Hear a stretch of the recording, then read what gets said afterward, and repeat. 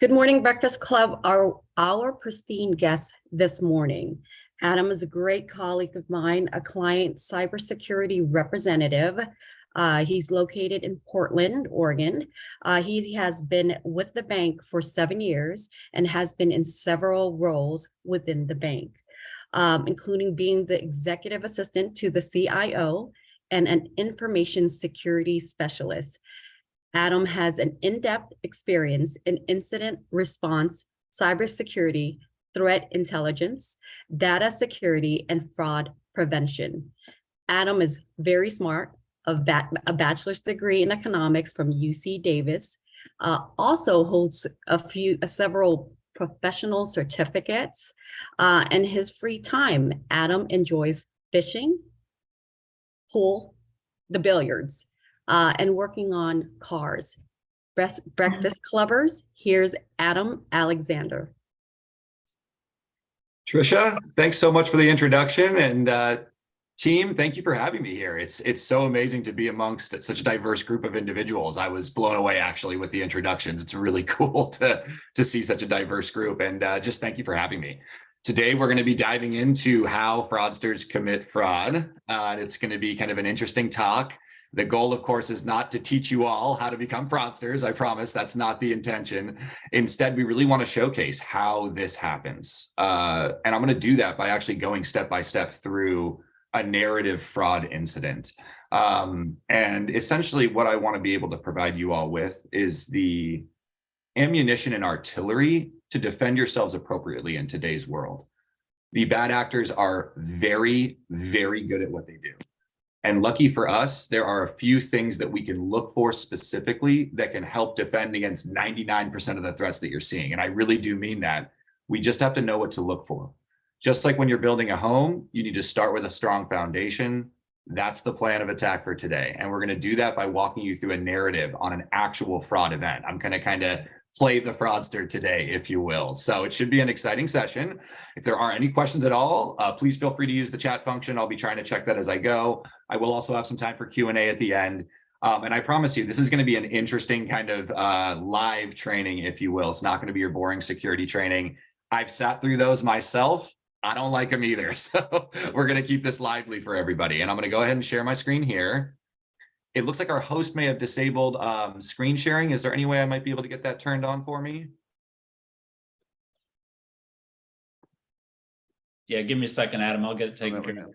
No worries. I think if you co-host me, I should be ready to rock and roll. Yeah. Go. Sorry, I should have done that earlier. No, not a problem. All right, you should be close. I think we're in the money here. So let me go ahead and get this rocking and rolling. Is everybody seeing what it looks like they should be seeing? You see that title slide? Can I get a thumbs up? Beautiful. All right. So we're going to dive right into this. I'm going to be showcasing today, as I mentioned, how fraud actually happens. Thank you all for your attention today in advance. And I just want to reiterate, right? This is a little disclaimer. We're going to show you how this happens. This is not to show you guys how to do it. Of course, we're all on the up and up here. I know that, being in this great group. But some quick housekeeping items before we begin. As I mentioned, right, we're going to have some time at the end for Q&A, but if you want to use the chat, you can go ahead and do that at the bottom. Just click that and type it in, and I'll do my best to respond there. And I'm actually going to move this onto another screen. Okay. Perfect. All righty. And we're going to dive right into it. So here's our agenda. We'll get started with a quick agenda here. We're going to talk about who is the target. We're then going to be moving into what I call the precursors to fraud, kind of what bad actors do to catalyze things. And this is phishing. And you guys have probably heard what this is before. We'll be showing some examples and really walking through the red flags there. Phishing usually turns into a compromise of one of your accounts. So we're going to talk about that today. The bad actors love to go for your email. We will definitely dive into why that's the case in a moment. But from there, they're going to use some other tools that are going to be advantageous to their scam. And these are called lookalike domains and lookalike emails. Next, we'll talk about the money actually being moved, kind of how that happens. And of course, we're going to chat prevention and also extend some complimentary services to you all. Steps 6 and 7 here are really kind of focused on prevention. 1 through 5 are going to be our storytelling, if that makes sense. All right, so let's kick off. Who is the target? The answer to this question is very, very simple. You all are the targets, along with everybody else in the United States of America and kind of everybody on Earth. And there's a reason why you guys are all the targets. What I used to do on this slide, actually, interestingly, is I'd have like either particular industry verticals being targeted most often, or maybe a role within an organization that's being hit.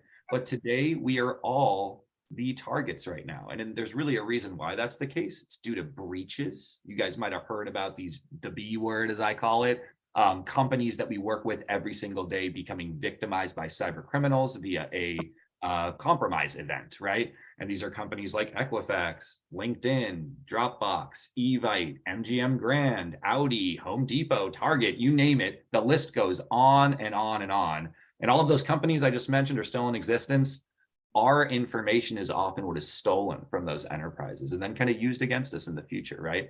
Long story short, if money is moving, the fraudsters will be there, no question. And bad actors really understand that we use email as our kind of primary conduit for business operations and personal operations that involve finances, right?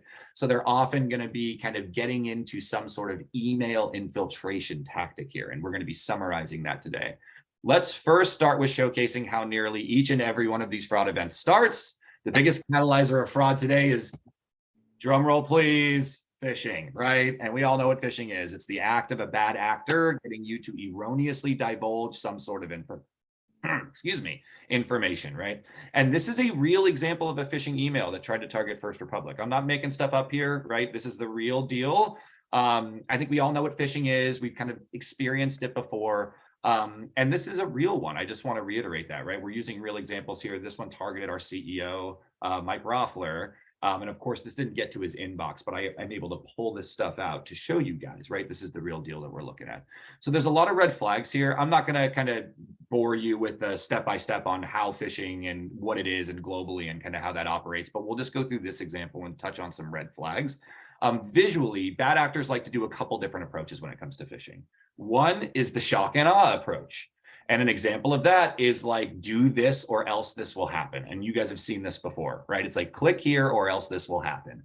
My favorite one that I often get from the IRS is click here or we're going to delete your social security number. And I always laugh when I get that because I'm like, I have a mortgage. If you guys want to, delete that, that's totally fine. I'm okay with that. But of course, that's the shock and awe tactic, right? They want us to have that uh-oh moment, if you will.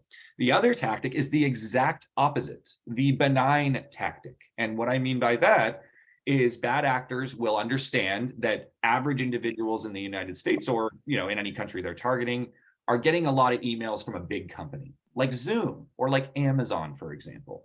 And what the bad actors will do in this case is they will theme their phishing campaign to look like Zoom or Amazon, and they will kind of just slide their illegitimate email right in with the legitimate stuff we're receiving every day in an effort to keep our guard down, right? So those are kind of the two tactics that we often see playing out with phishing. Now, when it comes to red flags, what we can look for first off is if we have a visual precedent, we're privy to understanding what emails from this organization should look like, we might be able to see, hey, that doesn't look right, let's not click on it. So in this example, I'm sure many of you have received Zoom invites before. We're on a Zoom right now. I imagine it's not your first one. It may be if you were living under a rock for the past couple of years, but I'm sure you've seen Zoom emails before. You might be able to visually determine that doesn't look right. But if you can't, right, let's say you don't have a precedent to understand, really what you want to look at is this top red box here. And I'll go through this really quickly, but this top red box, this big rectangle, this is where an email came from, right? Who sent it to you? And what's very important to kind of demonstrate and explain here is that there's actually two parts to who sent you an email. The first part is Zoom video communications. That's what you're seeing in this example. And put simply, this little area in the front, it's called a display name. It holds no merit whatsoever.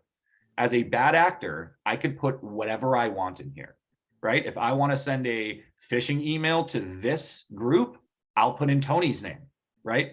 If I want to send a phishing email to the Ozzy Osbourne fan club, I'm putting Ozzy Osbourne in the display line, right? I'm going to kind of slap my Rolls Royce emblem onto my Honda Accord, if you will, right?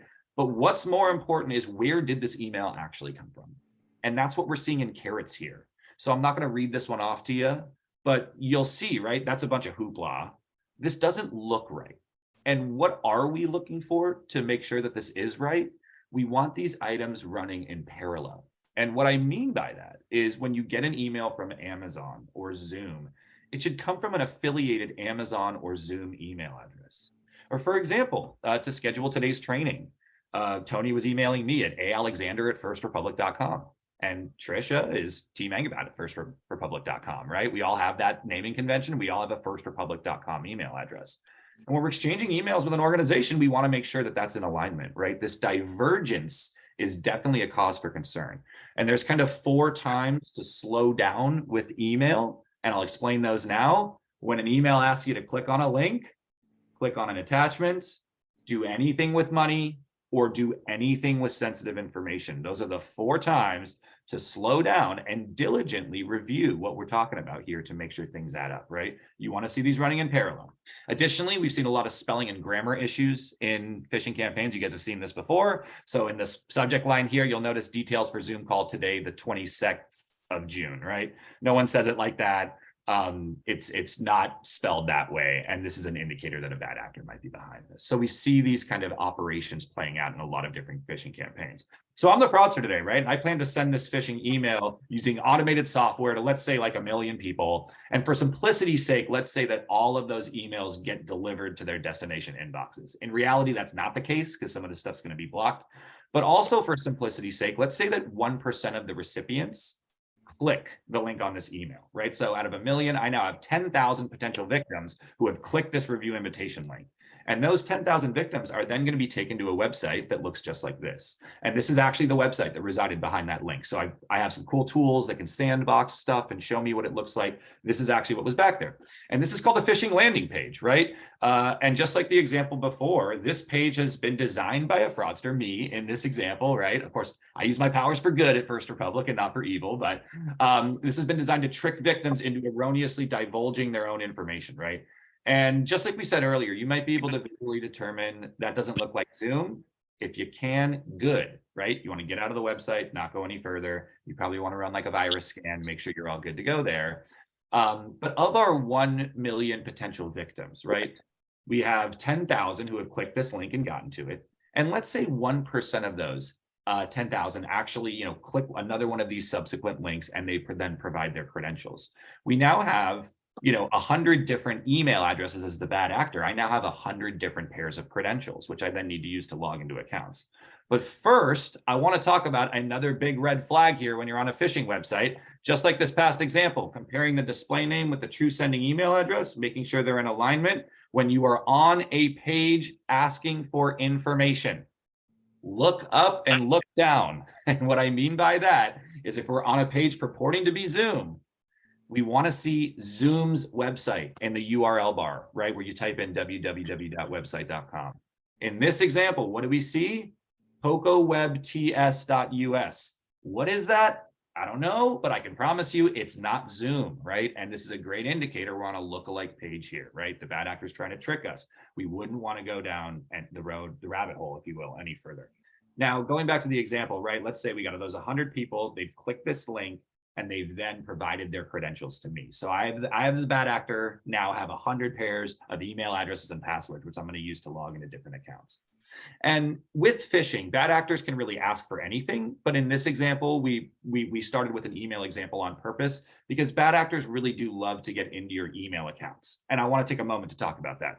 Your email accounts are a treasure trove of information for bad actors to commit whatever type of fraud they want, literally every type of fraud imaginable, in fact. I urge you all, after today's session, to log into your email, go into your search bar and type in things like password, bank, W-2, account number. You'll be shocked, right? Literally everything is in there.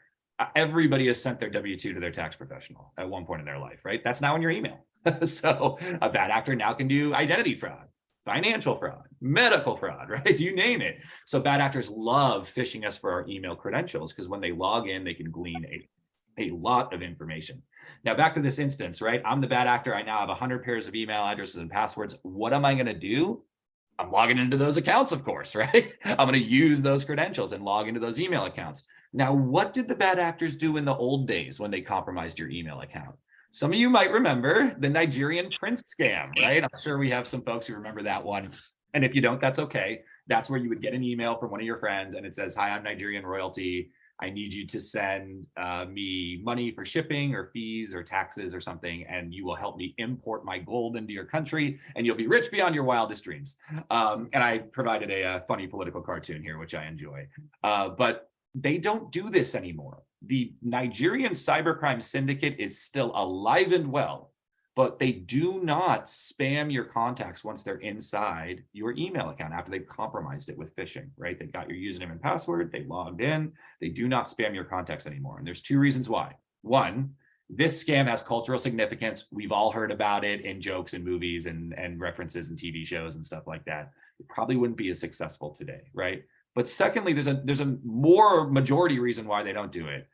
And that's because this tactic of spamming everyone's contacts once they're inside a compromised email is far too loud.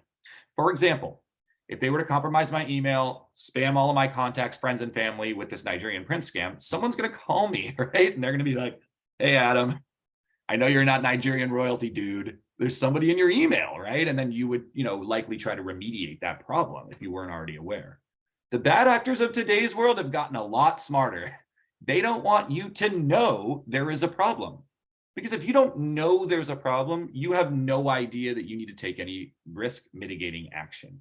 And that buys bad actors time today. And time is a great thing. They don't want you to know there's a problem. So the first thing they do when they get into your email, they're not going to send any emails out. Guess what they do? They read all of your email, right? They methodically collect intelligence around the people they have compromised because they need to establish who they are. Do they buy yachts, cars, houses, art? Are they involved in commercial real estate? Do they send wires for a family office? Are they a CPA, right? A lot of the industry verticals I heard talked about today, right? They kind of need to figure out, who is this person I just compromised? And eventually what they're going to do is they're going to send an email out of this compromised account, but they're going to do it in a very targeted manner. As I mentioned, they're not going to spam everybody. They're going to go after particular communication relationships you have in your email, right? They're not going to go after everyone. And this is an effort to stay under the radar, right? So they're going to spend a lot of time reading. They're going to search through your email to identify what they believe is the easiest way to make the single biggest payday. And then they're going to spring into action. And they operate much like a capitalist business would. They will wait. I've seen instances where they will wait and collect additional recon, additional intelligence. I've personally seen instances where they've compromised somebody's email and done nothing for 6 months, literally nothing, because they were waiting on a commercial real estate closing, right? And that's a big sum of money that's going to be moving at that point, right? So what bad actors love to get into today, though, is escrow payments, right? They love escrow transactions because when you buy a home, you're going to be sending a down payment, usually 20%, all at once, right? In one shot. And I was working in San Francisco for 8 years. The average down payment on 20% on a home around there, it's going to be 200 grand minimum, basically, right? So when you think about it too, these bad actors, the average salary in an area like Nigeria, where a lot of these folks are operating, is $2,000 a year.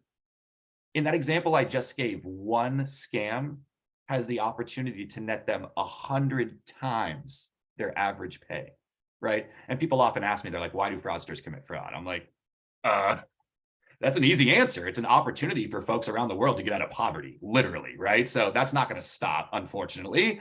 That's just the way of the road. But today, right, the bad actors are very, very good at being selective in this mechanism, right? And they will wait. So to that end, once they have the intelligence they need, they're going to infiltrate some communication, right? And what does that mean? They're going to send an email out. Eventually, they're going to try to hit somebody with an email, right? Now, this is where things get tricky. After reading through the victim's email, I, the bad actor, have found that the victim will be sending a large down payment for a home in the next month. Lucky day, because I'm going to get in between that, right? So I, of course, want to wiggle my way in. And what I'm going to do as the bad actor who's sitting in this person's email account is I'm going to use native tools that exist within the victim's email account to aid in covering my tracks during this fraud event. I call this turning out the lights. And I'd just like to make a note as well. Once the bad actor's in your email, they don't like reset your password and kick you out or anything. So they're in there with you, right? You're using your email, it's working on your phone, it's working on your computer. The bad actor is just in there with a level of visibility, right? Just kind of watching. And as I mentioned, they're eventually going to, send that email out, right? So keep in mind in an escrow instance, for example, let's use that example here. this victim is going to be expecting wire instructions to come in from their escrow agent, right? That's what happens. You get an email, here's your escrow instructions, here's how much you need to pay to settle, and then you're going to send them, right? So the victim's expecting that. The bad actor knows that because they've read through their emails and they understand they're involved in a real estate transaction. So as a bad actor in their email, I want to prevent the legitimate instructions from making it into the email account, right? And I'm going to do that using filters and rules. And this is an example of that you're seeing on the screen. So this is in the settings area of someone's email. And what I've done here is I've made a rule which bad actors would use to facilitate this fraud event. So imagine this is the victim's email account, right? And this victim is expecting those instructions to come in from the escrow agent. Bad actor knows that, they want to block it. They use filters and rules. And filters and rules are actually productivity tools that are legitimate in everyone's email. I use them legitimately in my email. Emails from my boss, they go into my boss folder. Emails from clients, they go into my client folder, right? I want to make sure I'm being productive. They're productivity tools. The bad actors use them maliciously, and I'll explain how this works here. So this rule says any email coming from anybody with an escrowcompany.com email address, and I'm just using that as an example. Let's say the company for escrow I'm working with is escrowcompany.com. I'm going to block those emails and send them directly to the trash. So here's basically what happens with this rule in place. Victims expecting the email from their escrow department. It's coming over the wires here, right? It's going to come in. It never hits the inbox though. This rule takes effect and it throws it right into the trash folder. So the victim who's in their inbox never sees it, right? But guess who does? The fraudster, because they're sitting in the trash folder. They're like, oop, ding. They have like a bell that goes off. The real instructions came through. Awesome. Okay, cool. And they've been blocked. The real user didn't see them. That is great. So this is how they hide that, right? They hide the initial request. Now, as the bad actor, though, now I have to try to insert my wiring instructions, the bad ones, into this escrow transaction. How am I going to do that? I'm going to have to do some prep work first, right? And we're going to talk about that right now. So I know the legitimate instructions have come in. I have made those unreceivable, and I now have to supplement those with my instructions. And what I'm going to do is I'm going to use lookalike domains and lookalike email addresses. So as I mentioned, all I have to do now is make sure the victim gets instructions. That's literally it. I'm at the last 100-yard stretch of the mile, right? I'm almost there, almost to the finish. So I'm in the victim's email already. I can see the previous correspondence that the victim has had with their escrow agent. And this allows me to steal things like email signatures, formatting, prose and verbiage, right? I can literally replicate perfectly the escrow agent because I can see emails from the escrow agent. If the escrow agent talks about liking to drink brandy, I can talk about brandy, right? I mean, just using a random example here, but I can glean that intelligence by reviewing these emails. I also know by being in these emails that emails from the escrow agent come from, and this is just an example here for simplicity, escrow@escrowcompany.com. So that's the legitimate email address where these instructions should be coming in from. Since I only have access to the victim's email account, I don't have access to the sender of those instructions. I'm going to have to make it look like I'm sending the instructions from that email address, right? And I can do this very, very easily as a bad actor. I can go to a website like GoDaddy, Vistaprint, 1&1 Ionos, and thousands of others that exist around the globe, which allow me to register a website for free for 30 days. What I then do is I register, instead of escrowcompany.com, I register escrovcompany.com with 2 V's next to each other as opposed to a W. Pretty tricky, huh? And I'm then going to create an email address, escrow@escrovcompany.com. And I'm sure visually you can see right now, this is difficult to discern, right? 2 V's for W's, I've seen a lot of, I's, L's, and 1's, zeros and O's. A lowercase r and a lowercase n next to each other looks like an M, right? So I've seen all this stuff. And the bad actors know that today as well, we're doing a lot of stuff on our cell phones, right? We're moving very quickly trying to get to our email, and it is very easy to gloss over something like this. In that first phishing example, right, it was super clear that the display name and the true sending email address were incredibly divergent, right? But here, It's not so easy to identify, right? And this is why I really want to reinforce, when you get an email, no matter what, and it's got a link in it, an attachment in it, has anything to do with money or has anything to do with sensitive information, you just got to slow down and you got to diligently scrutinize what you're working with here, right? And you can always perform a callback. And we're going to talk about that in a moment as well. But back to this example at hand, right?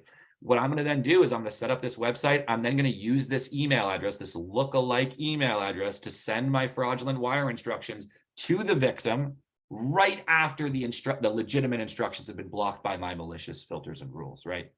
So the victim doesn't get the real ones. They do get mine.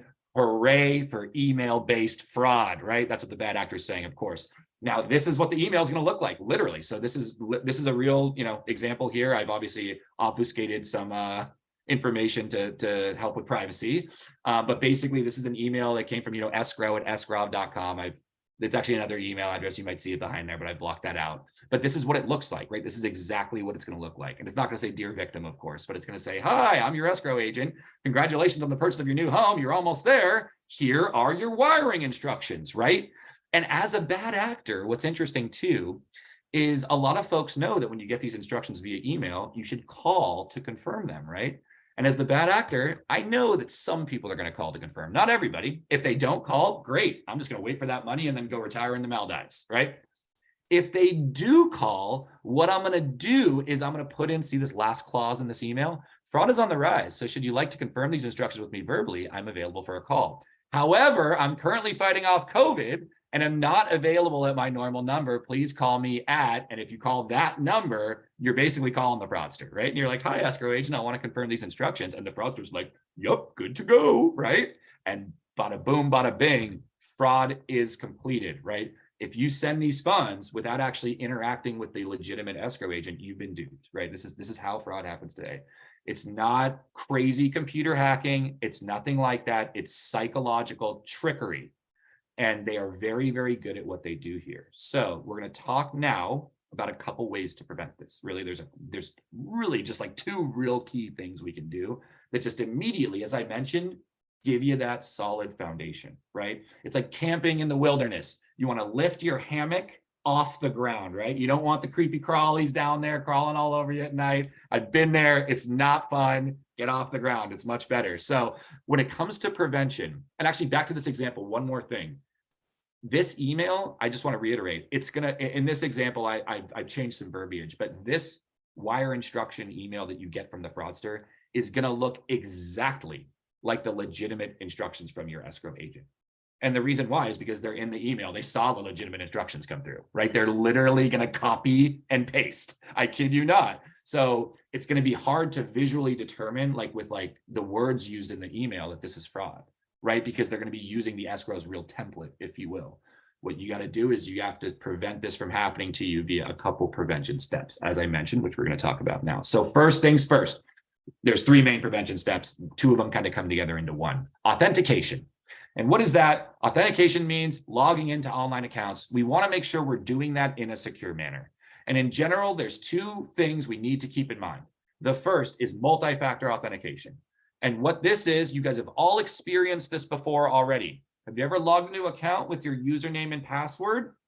And then you get like a text message sent to your phone, and it has usually a 6 or 8 digit code. When you put that code in, you've then passed multi-factor authentication. And this is literally one of the easiest ways to enhance security today. And what I'm going to go ahead and do now is I'm actually going to provide a website in the chat here. I often get asked, Adam, how do I know what companies offer two-factor authentication? That website will tell you, which is very, very helpful. But what is two-factor and why is it important? Long story short, once you have this turned on, even if you get phished, a bad actor does not have the keys to the kingdom. They still need that second factor, right? Which normally is like that text sent to your cell phone. And in general, there are 3 ways to authenticate. They're listed there. We're not going to dive into them. When you get into the military space, there's a lot more, but this is kind of for your consumer-focused individuals here. Don't be the low-hanging fruit. You guys, as end users, have to turn this on. It's not like this comes out of stock out of the box for you, right? It's up to you guys to turn this on. So go to that website, see what sites that you use offer it, and then go into the settings and turn it on yourself. It literally takes a second to do. Start with your personal email accounts. Everyone should have it on their personal email. Your Gmails, your Yahoos, your AOLs, your Outlooks, they all offer it. You log into your email, you go to your settings in the top right corner, you hit settings, you hit security, and it will be right there, I promise. And once it's set up, it's a one and done. And I kid you not, Microsoft's statistic on this is you are 99.99% more secure when it comes to online authentication when you have then enabled multi-factor authentication. So long story short, turn this on yesterday. And if you all have any questions about this, because I know this can be a little complex, please reach out to me personally. As I mentioned, alexander@firstrepublic.com. Happy to help. And we'll talk about another offering where we can help you set this up. Now, we can't talk about multi-factor without also talking about the importance of strong credentials. And your credentials are your usernames and passwords, right? So I don't want to beat a dead horse here, but I have to, folks, for a second.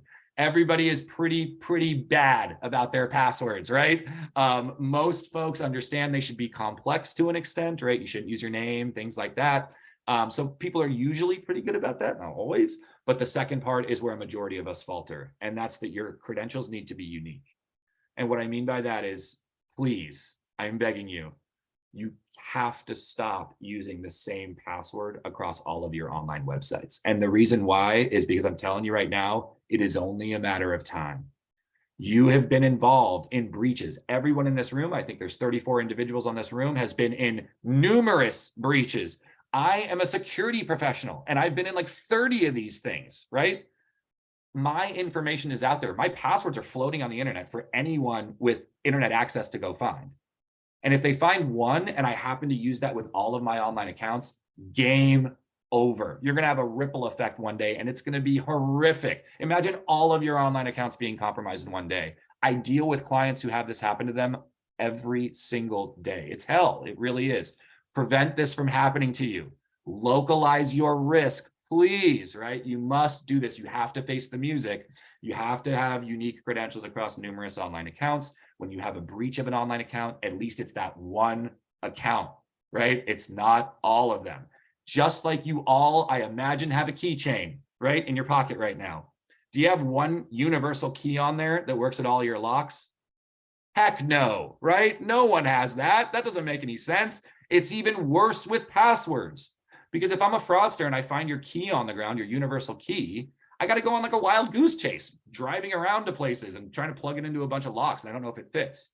With passwords on the internet, there's no driving around, right? You just go on the internet and you start trying it as a bad actor. So please, you got to just start now and start with your, I know it can be a difficult endeavor to kind of move into, start with your important accounts, right? Start with your finances, start with your email, start with your medical accounts, and just start with the tier ones. And you can slowly make this an initiative to move down the list. All right, another prevention step here, and then we're going to conclude. So prevention, the importance of callback procedures. I talked about this earlier. Fraud, if everyone just called back a true number on file, fraud would almost be completely prevented. And I'd like to give an example of how this can be so helpful. I got an email from my mom the other day. And it said, Adam, I've been kidnapped. I need you to send me some Bitcoin and the kidnapper will drop me off at a safe location. One, I'm well aware of these scams. This is my forte and my career employment. So I knew this was a fraud. My mom's also a school teacher. She's not very high up on the list of kidnap victims, I'll be honest with you. But what did I do? I called my mom at the number that I know is legitimate, not the number in the email, right? Because there was a number in the email. It's like, call us at this number, right, to negotiate. I'm like, no, I'll just call my mom directly. And one of two things was going to happen on that call. Either this is the kidnapper, right? You need to give us the money immediately. And sorry for my poor Batman voice. That or the other option, which is what happened, is, hi, honey, how's it going, right? And I immediately was able to determine that the email intelligence I received was bad intel, right? And you do the same thing in the military. When you get intelligence via one source, it might be compromised. You confirm that same set of intel via a different communication vector. It's called out of band communication. And that's what you're doing by making a callback on email-based communications, right? Confirming the same intel via a different communication mechanism. Education and awareness is truly key to fighting this type of psychological fraud. If you guys follow these steps, I'm serious, you will stay safe. It's that simple. We just have to keep that in mind. And it's hard to kind of keep these things fresh with us. So I'm available as a resource for you all moving forward to keep these reminders fresh in your mind and answer any questions that you may have. And on that note, we just want to talk about some complimentary cyber services from First Republic. This is what my team does every single day. We actually provide complimentary cybersecurity services to our clients, our prospects, our partners, our vendors, just like you guys, you name it. And we do this because we believe safe partners mean a safe bank. No questions asked. I really do believe that if everyone around us is staying safe and secure, the whole world's going to be a better place. I go out of my way to try and do what we can to educate folks, but all of this stuff is available to you guys personally, right? We can talk about your identity and how to protect it. We can review your computers and make sure they're safe and secure. I can go onto the dark web and look for your information and of course not use it maliciously, but show you what's out there on you, right? I have a lot of cool tools that I can dig up.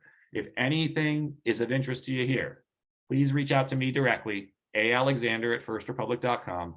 I hope today was an informative session around kind of how a bad actor might do email-based fraud.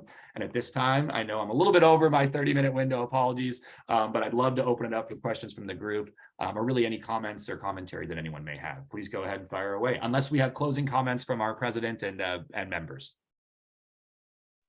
Thank you so much, Adam. I appreciate you being here. And again, folks, Adam helped me through one of those security checks earlier this year, and I'm very grateful. So I will turn it over to Tricia, if you want to take the Q&As and call on folks. Well, I'm sitting on my patio and with the light, I can't see very well. So I don't think I'm the right person. No, I think he's asking Tricia. Oh, Tricia, I thought he was saying Patricia. Okay. And I can read the questions, Tricia, if you'd like me to. Sure, I'll hand it over to you. No Okay, problem. well, first we'll make sure that we say a big thank you to Adam and to Tricia for making this possible here. Thank you so very much.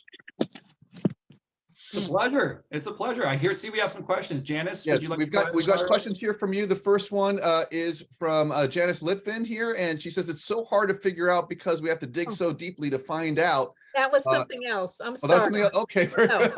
Okay. No, my question, first of all, I wanted to let everyone know that Antonio did an outstanding job at National Speakers Association last week, teaching us how to use ChatGPT, not in the normal way, but how to enhance our speaking careers. So that's just an aside.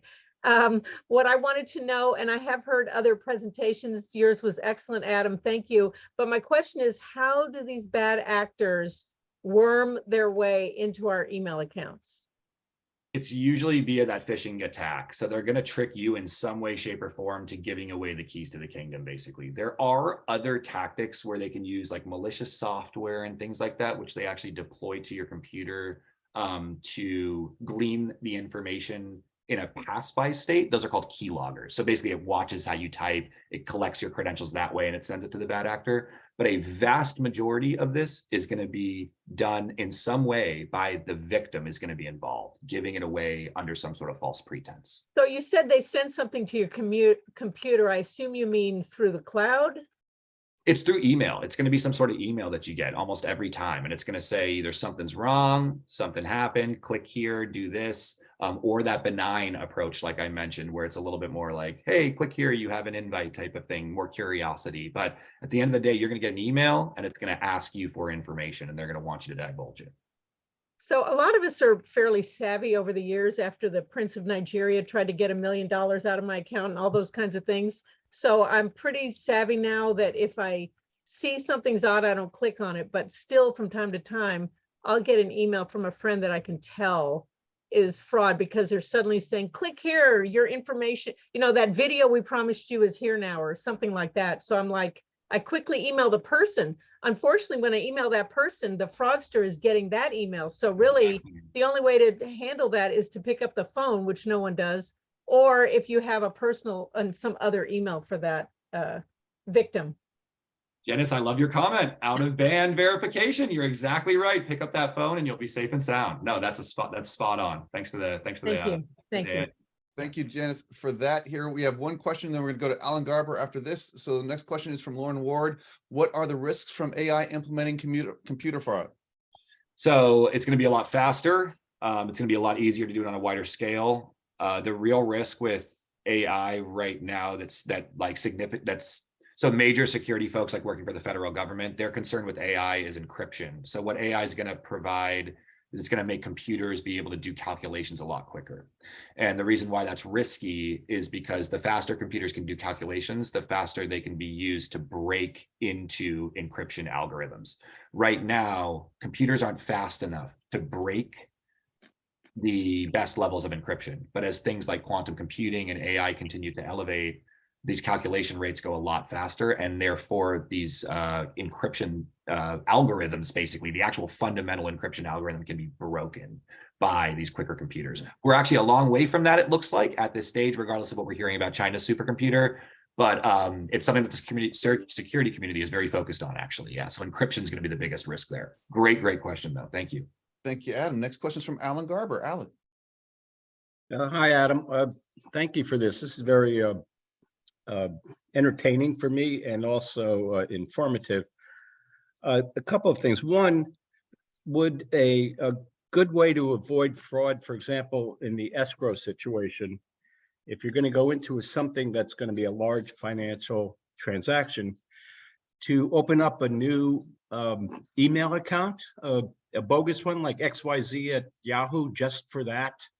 That's one question. Would that be a good way to avoid some of this? Two, I've gotten a lot of emails from friends that I know that say that they're in some sort of a little financial difficulty. They lost their whatever, and they need me to send them $100. And it's a small amount. But I always call them up and say, "What is this?" And they always tell me that they've been phished and it's a fraud.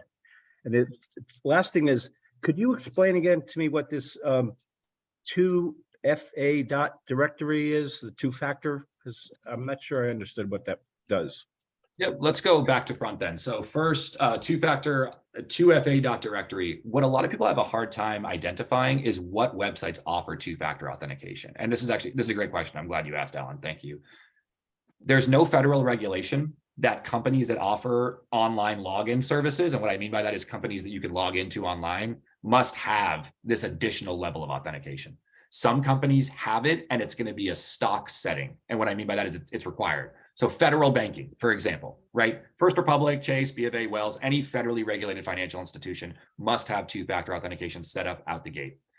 The second level is some companies have it, but it's not a stock setting, and therefore it's up to the end user to turn it on.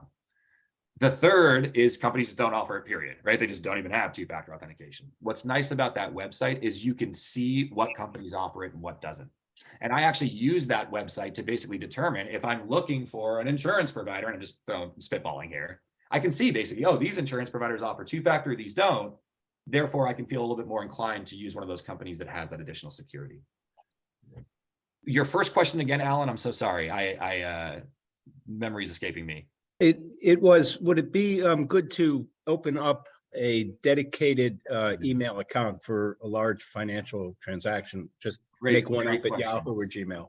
Great question, Alan. Thank you for this one as well. I actually get this often. So there are folks out there, and actually I work amongst folks who do this. They have a separate email account for each one of the online services that they set up. I personally don't believe that's the best option.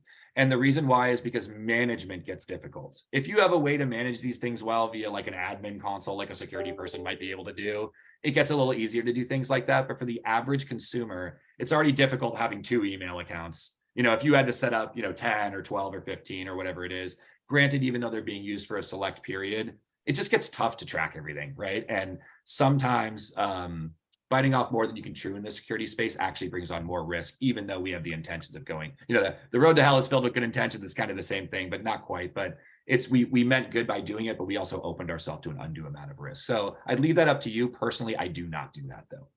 Yeah. Great. Thank you for that. And we have Betty Taish. Next question from Betty Taish. Take yourself off mute. Betty Taish. Next question from Betty Taish. I don't think she can unmute at the moment, so. No problem. Yes, now I can. Okay, Oh, very good. can you hear me? Yes, we Sorry, can. on a phone, it's hard. Thank you for your wonderful presentation. I have a question about where do you store passwords? I must have at least 50 different things that I need passwords for. And how do you do it if you need a complicated one for each thing, one for Amazon, one for Audible, one for MLS, one for this. And then I share these with my 2 assistants. And what's the best way? I use SecureSafe, but it's a pain to have to go into that every time. How do you remember all of your complicated passwords? Great question. Thank you, Betty. And I was hoping someone was going to ask this. So there's kind of 2 schools of thumb when it comes to credential management, right? There's the old school methodology, analog, which is usually physical storage. And what I mean by that is like on a piece of paper. And there's pros and cons of both situations, actually. So the pro of a piece of paper is, I'm going to knock on wood right now, there's no way to hack into a piece of paper today. And in the future, there might be a way to hack into the magnetics and pen ink or something like that. But to my knowledge, at least, we can't, I don't know what our federal government's capable of, but right now that's safe. So what that basically means is you don't have digital risk, right? When you have your passwords on a piece of paper. The real problem though is the other side of the coin on security is convenience. They always maintain this inverse relationship, right? And the question people have is, all right, I have my, passwords here, but what do I do with them when they're written on this piece of paper? Do I take them with me on the go and then risk theft or loss? Do I lock them in some safe somewhere and, never have them when I need them? So hence come in these new solutions, which are called password managers. And Betty, I think that's what you were mentioning. SecureSafe's an example, 1Password, Dashlane, KeyPass, Keeper. There's another company called LastPass that you might have heard about recently. And what these companies are they're repositories for your credential information. Basically, it's an app you download, you put in a password to get into it, and it opens up your digital password booklet. So what's nice about it is you have them on the phone when you need them, you can get them on the go, and there's some security to get in. So what's the downside? What I will say is if I was an evildoer and not a good doer like I am at First Republic, I promise you, I would be trying to hack these password management companies every single day because they are very, very, very high value targets. They literally are fundamentally holding the keys to the kingdom for millions of people. And unfortunately, if some of you are reading the news, you might have heard recently about a company called LastPass. They were the second largest provider of these services globally, and they had a catastrophic series of security incidents. So at the end of the day, I always, get questions. It's like, well, what should I use? Up to you guys to use what works best for your risk appetite. The next question I normally get is, Adam, how do you store your passwords? And I'm open and telling people are often shocked to hear, I write my passwords on a piece of paper. And people are really shocked to hear that because I'm a security professional. But what I do something else that's a good strategy for you all to employ. I use something called a secret key. All of my passwords begin or end with the same thing. So for simplicity's sake, let's just say all of my passwords end with an exclamation point. When I write them on my piece of paper, what do? I withhold my secret key being recorded on the piece of paper. Only myself in my brain knows what my secret key is. It's like the launch codes in the movies that you watch, right? The president, he has the launch codes in his brain, right? They got to extract them from his brain. It's just like that. There's a piece in my brain that the bad actor won't have. So say I go to the bar, I get intoxicated, I leave the password booklet behind by accident. Just an example here. I'm not much of a drinker, but anyway, maybe I get robbed. Let's use that as an example. I get robbed, they steal my password booklet. The bad actors will not have what they need, right? They will only have a piece of what they need, and that can hedge risk, provide entropy within your password management strategy. And you can do that with password management websites too. Keep that in mind. Now, this requires that you reset all of your passwords to abide by this new principle, whatever that is. But once you've done that, you're squared away. You've hedged a lot of risk. So, and this is a great question to align with something that we see in the chat too. Resetting your passwords will not hurt you. There's a lot of back and forth among security professionals on should you mandate people to reset their passwords. Right now, they're actually saying you shouldn't because it causes humans to fall into patterns. For example, Jelly Beans 1, Jelly Beans 2, Jelly Beans 3, right? You guys have all seen that, right? When you have to change it every 30 days, you just add a number. Humans are humans. We make things easy for ourselves. But in general, changing your password is wiping the slate clean. So as long as you're not changing it to something just like the last password, you'll be good, right? If you make things easier for yourself, they are unfortunately also easier for a bad actor. And that's an important concept to keep in mind. Next question, please. And that was a great question. Thank you, Betty. Next question is from Colin. Then we have one from Richard, Hugh, and Arlen. So next is from Colin. Hi, this is more of a comment because I do get like these email phishings fairly regularly, is that, just a simple matter of mousing over the link, that they want you to click on, usually shows the address to be dubious, to be questionable. I have like 3-4 different email accounts that have different purposes as well. So if I see something arriving at one of my email addresses that may be pertaining to something that's connected to another email address, I know that's a red flag. So it's the little tricks that I do. But yeah, I've just, like the simple act of mousing over whatever link the phisher wants you to click has usually helped me avoid trouble. Colin, thank you so much for that comment. And I actually failed to mention that earlier. So thank you so much for the reminder, folks. It depends on the computer you use, but a lot of browsers now and basically operating systems, if you hover over the link in the email, don't click it, but if you hover over it, it will actually pop up and show you where it's going to take you. So for example, in that Zoom themed email, if you were to hover over that link, you would have seen it was going to Cocoa Web TSA US, not Zoom, before you clicked on it. And of course, that can be an indicator of fraudulent activity. So Colin, thank you so much for that comment, and apologies for missing that earlier. Thank you. Someone was paying attention. So Thank you for that. Next to Richard Wank. Richard. Adam, I get numerous emails telling me I have won a toaster oven or something. How are the crooks getting into my account if I answer those emails? those ones, which is usually you've won something, is probably going to be, and there's a lot of different angles that these scams can take. Today, we talked about phishing being that they want your credentials specifically. Those scams are likely going to be some sort of like quick money scam or some money return scam. It's difficult to say how they would play out right now without being able to see it. But at the end of the day, most of those emails are going to want you to click on some sort of link. It's either going to take you to a malicious web page that's going to ask you for information, or it's going to download something onto your computer by going to that website. So there's two things that can happen when you click on a link, right? You can either be prompted to divulge something, or something can actually be downloaded to your computer. Now, there's a reason why most fraudsters do number one. And the reason why is number one has less chance of being identified. And what I mean by that is email providers in general are pretty good about, if an email comes in and it has malware in it, it won't deliver it, right? And your computer is pretty good about that. Your browser is pretty good about that. You have lots of actual security controls just by using an up-to-date computer that can prevent malicious software from just being even delivered into your inbox. Therefore, it's naturally less successful for bad actors unless they're doing a very, very developed and catered attack.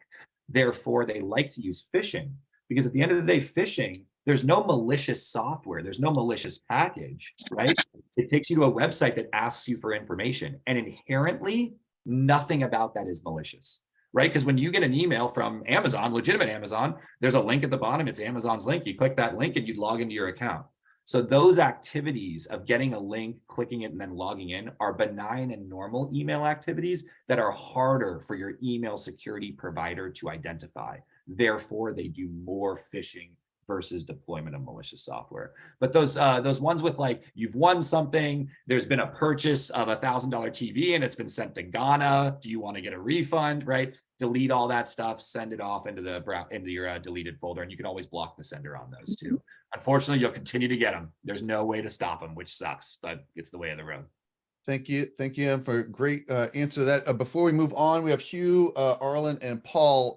President Tony, we're 5 minutes to 9. Do you need to make any adjustments here before we continue the questions, or any thoughts? I'll go ahead and I want to catch the answers to these on recording, but at 9 we need to sign off, and we can stop the recording. If anybody wants to stay on after that, you can. And if Adam, as long as Adam can stay, he can take questions or whatever. Here's the resource. So Thank you for that. Next question is from Arlen. Go ahead, Arlen, there, and then Hugh, and then Paul. You can skip me because password management has already been answered. Oh, okay, great. Thanks, Arlen. Okay, let's go over to Hugh and then to Paul. We got scammed exactly the way you said, to the tune of $30,000. They played us like a Stradivarius. They had we had billed the contractor $30,000. They told the contractor that we're having accounting problems, please wire the money instead. The contractor got back to us and said, we already sent the check. So then the scammer told us, oh, if you get a check, send it back. In the meantime, the contractor paid to the address that the scammer had done. We still haven't gotten the $30,000 because the contractor said, well, we paid you, we sent you a check, but you sent it back. So it's your problem. And we're saying, oh no, it's your problem. You sent the money to the wrong people.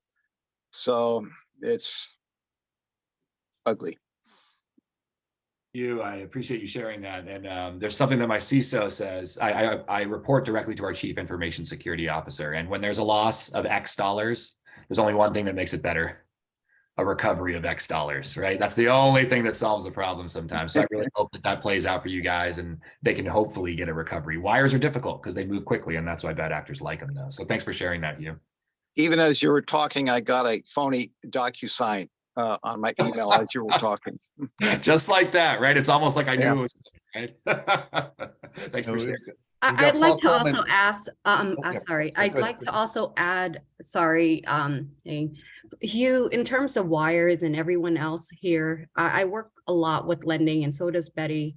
The first thing we do here at the bank is that we would like to verify, especially, with wires, that's something that we like to do on our end.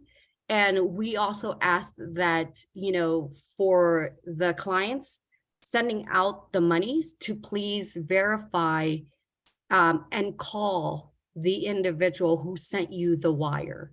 That's what I would say. I know it's already said and done, but for future reference, please, for your own safety, whenever you need to wire any monies out, please call the company just to verify the wire information. Thank you. Sorry about that. Thank you, Tricia. Thank you, Tricia, for that important announcement here. And Paul Coleman, over to you. Yes, good morning, Adam. That was an excellent presentation. Thank you. My simple question is, what's your view on banking apps that reside on a phone? Thanks, Paul. I see your question here in the chat as well, and I'm an avid banking app user.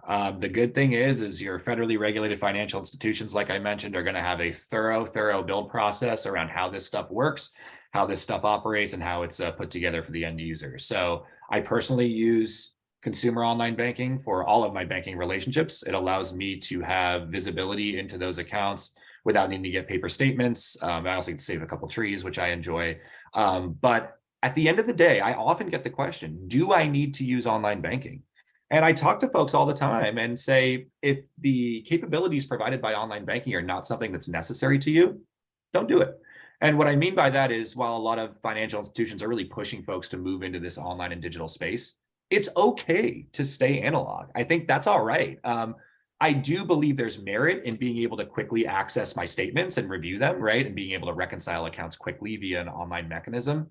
But I often joke with folks, for example, when I get my paycheck, still, I don't get direct deposit, and I like to deposit my check into a bank. And people are like, why would you do that, right? It's so much more difficult for you to do that. And for me personally, based on my risk appetite, I like to hand my check on camera to somebody in a bank. I'm just a little bit old school, I guess, in that regard. But I think the message I'm trying to give you is do what works best for you, right? If you don't need the capabilities provided by online banking, just basically the quick access, there's really no need. A lot of folks like the usability of consumer online banking applications and corporate online banking applications for that matter. You can transfer money quickly, right? You can do things self-service without having to work with a banker. So those are kind of the ways of pros and cons. But in general, when it comes to the engineering of these applications, I wouldn't be too concerned with like, is there a glaring security hole in this major banking's financial application? Because there's a dense process to make sure, one, that those things are approved from a compliance, legal, and security perspective, but then also to get them actually onto the app store is like another monster endeavor. So the code has to be, refreshed and looked at, and there's a lot of other things that go into the technical aspects. And some of that stuff's actually beyond me, to be frank with you. So, but use it if you need it, I think, is the answer to that question. Good question though, Paul. Thank you. Thank you. Adam. Okay, President thank you Tony, very much. over to you. All right. I know we're up on time, folks. So Tony, if you want to wrap it up here and then I can stay on if there's any other All right, questions. great. Thank you, everybody. Again, thank you, Adam. I've got to leave myself, get ready for another meeting, but thank you so much for the presentation. Great Thank as you, Adam. always. Great And Tricia, job. thank you for referring Adam and